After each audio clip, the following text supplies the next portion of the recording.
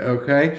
Now, they break it down further just in case you are not convinced. Let me show you here following Wang et al. Okay, so these are the outcomes, the hazard ratios for total mortality for subjects free of chronic disease at the time of the beginning of the trial. This is for people with confirmed CVD already. You see, there's not a real great difference. It's just that, unfortunately, if you already know that you have a CVD, of course, your hazard is higher. That goes without saying. So that's why the funnel is a little tighter for the right-hand panel as compared to the left one.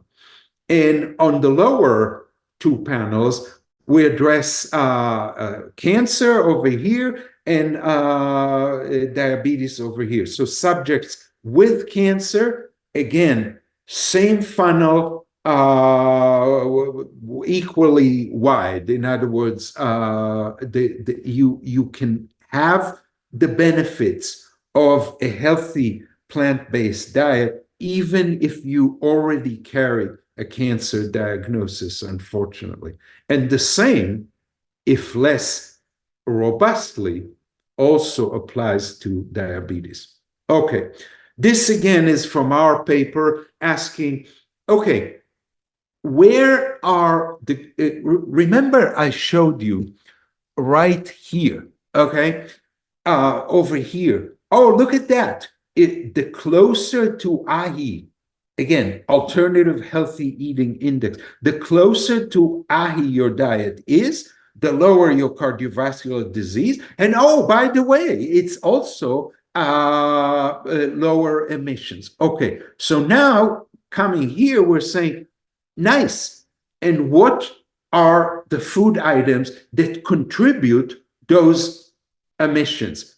Here, for the quartile or quintile, excuse me, that adheres least to the AHI, and here the quintile that adheres best to AHI. Okay? Good. So what do we see? All of those emissions, of those emission breakdowns are dominated by the foundation. What's the foundation? Red and processed meat, which goes to show you, by the way, that even the fifth quintile, as close to AHI as possible, still eats some red meat and some processed meat, red meat on average. In other words, these are not rabid fanatic vegans.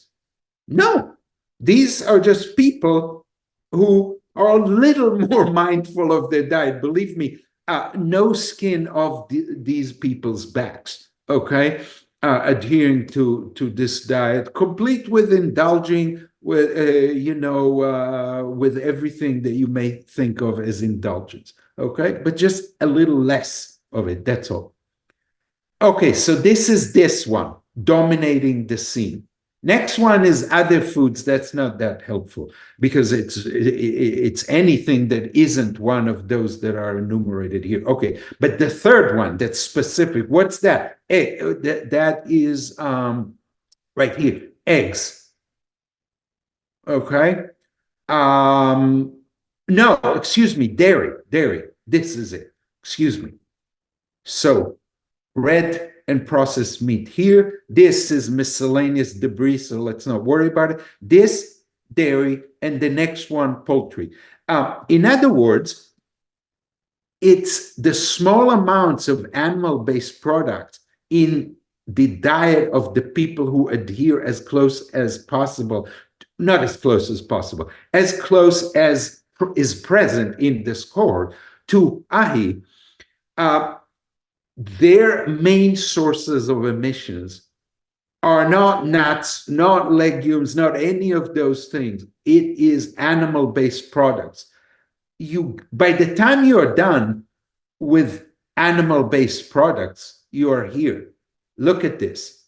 Compare all of this to whatever is left, this bit. Clearly, this is vastly larger. Oh, and don't lose sight of the fact that while it is so much larger, its caloric contribution is really, really modest. Or if you don't like calories, choose protein. It's a little less modest, but still nothing by comparison to this. So it goes to show you basically that plants require the plant portion of the diet requires very little emissions. For example, take a look, whole grains right here. It's nothing and a half, it just is a very small amount. Good. Okay, so we beat that dead horse.